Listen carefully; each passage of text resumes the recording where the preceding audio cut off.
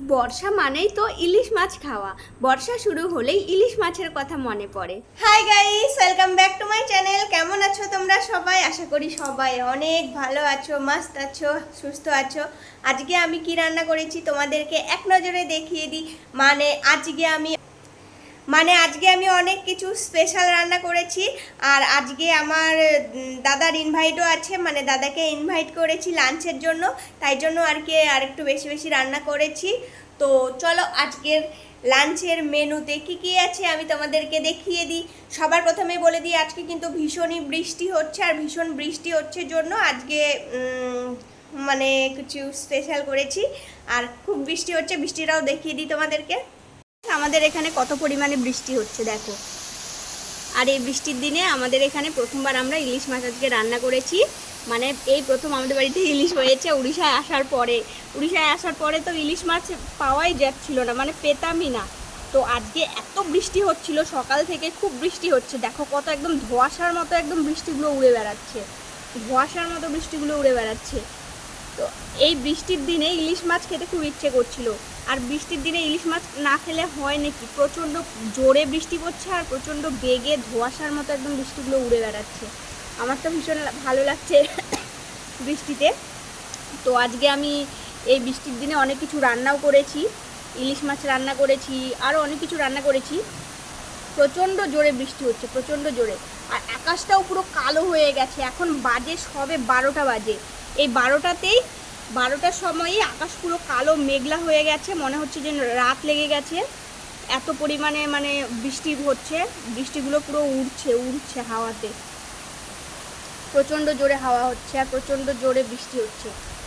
আমাদের যে ওইদিকে তাল গাছের সারি আছে, নারকেল গাছের সারি আছে নদীর ওপাশটায়, সেগুলো দেখো কত জোরে জোরে নড়ছে। গাছের ডালগুলো একবার দেখুন কত জোরে জোরে হাওয়াতে দুলছে। আর বৃষ্টির জন্য নদীটা তো পুরো একদম ভেসে ভরাট হয়ে যাচ্ছে। পুরো ধোঁয়াশার মতো লাগছে আজকের বৃষ্টিটা। ওয়াও, দারুণ দারুণ লাগছে, পুরো ধোঁয়াশার মতো লাগছে বৃষ্টিটা। আকাশেও জোরে জোরে বিদ্যুৎ চমকাচ্ছে, হাওয়াতে মানে বৃষ্টিগুলো ভেসে যাচ্ছে, সেগুলোই ধোঁয়াশার মতো দেখাচ্ছে। পারবো, খুব অন্ধকার, কারেন্টও চলে গেছে বৃষ্টির জন্য। এই যে এখানে বেশি দূরে যেতে পারি না, কারণ বেলকনি থেকে খুব জোরে বৃষ্টি আসে ভেতরে। এই যে কত জোরে বৃষ্টি, দেখো বৃষ্টির জন্য কিছুই দেখা যাচ্ছে না, সব অন্ধকার অন্ধকার লাগছে। আর আকাশ তো অবশ্য মেঘলা করেও আছে, পুরো ভাসছে বৃষ্টিটা, পুরো ভাসছে। ওখানে যে ছোট পুকুর মতো আছে, আমার ফোনে জল পড়ে গেল। সদ্য এখনই স্নান করে এসেছি, আর স্নান করে এসে এই ভিডিওটা করছি। আর রান্না বান্না তো আমার হয়েই গেছে। আর চলো তোমাদেরকে দেখিয়ে দিই বেশি কথা না বলে। আর আমাদের এখনও লাঞ্চ হয়নি, লাঞ্চ এখন করব, খাবার বাড়বো। আমার দাদা আসতে এখনও টাইম আছে, তাই জন্য একটু ভিডিওটা করছি। মানে ও রাস্তায় আসছে, আর আমাদেরও খুব খিদে পেয়েছে। চলো দেখিয়ে দিই। এখানে আমি কড়কড়া করে খুব ভালোভাবে লাল করে মরলা মাছের ভাজা করেছি, তার সঙ্গে ইলিশ মাছও ভাজা করেছিলাম সকালে 3-4 পিস। তার মধ্যে আমরা খেয়ে নিয়েছি 3 পিস, আর 1 পিস রয়েছে। আমার দাদাও ভালোবাসে ইলিশ মাছ ভাজা, তাই ওর জন্য একটা রেখেছি, আর বাকিটা আমরা খেয়েছি। আর এখানে ইলিশ মাছের আবার ঝোলও করেছি পোস্ত দিয়ে, মানে কাঁচা লঙ্কা বেশি করে দিয়ে পোস্ত বেটে আর একটু সর্ষে বেটে দিয়ে বেশি করে সর্ষের তেল দিয়ে আমি করেছি ইলিশ পোস্তটা। আর এই রেসিপিটা কিন্তু আমি তোমাদেরকে দেখাইনি, তোমরা যদি দেখতে চাও তাহলে আমাকে কমেন্ট করো, তাহলে আমি আবার নেক্সট দিন যখন বানাবো, আমি তো কালকেই বানানোর প্ল্যান করছি আবার ইলিশ মাছ, তো তোমাদের সঙ্গে শেয়ার করতে পারবো।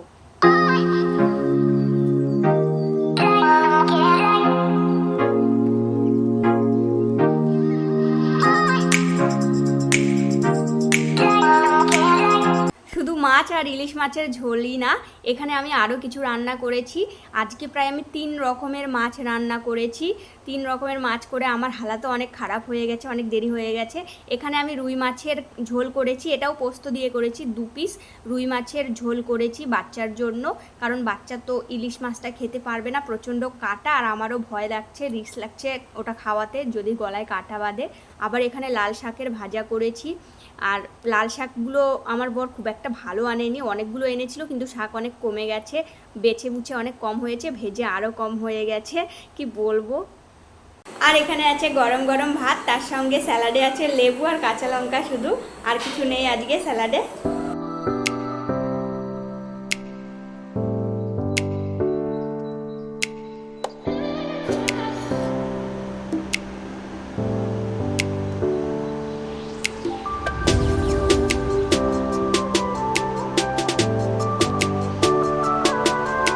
ইলিশ মাছটা বেশি করে কাঁচা লঙ্কা চিড়ে দিয়ে করেছি, আবার পোস্তর সঙ্গেও কাঁচা লঙ্কা বেটে সর্ষে বেটে করেছি, কিন্তু আমি রেসিপিটা ভিডিও করে তোমাদের সঙ্গে শেয়ার করিনি। যদি কারোর ইন্টারেস্ট থাকে আমার এই রেসিপিটা দেখার, তাহলে আমাকে কমেন্ট করে জানাবেন, তাহলে আমি রেসিপিটা শেয়ার করব।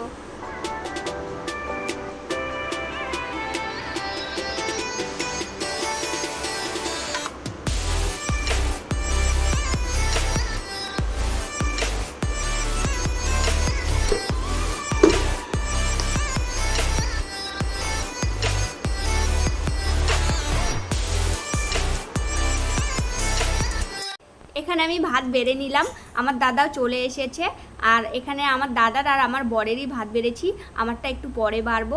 এটা বড় থালাটা আমার বড় দাদার, আর এই থালাটা আমার বরের।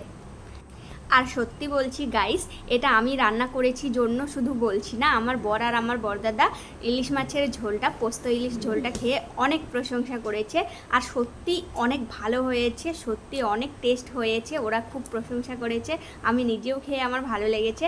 আমি শুধু নিজের জন্য বলছি না, ওরা বলেছে জন্যই আমি এটা বলছি। তো আবার নেক্সট দিন নতুন কোনো ব্লগে দেখা হবে। বাই বাই, ভালো থাকবেন, আমার ভিডিওতে লাইক দেবেন।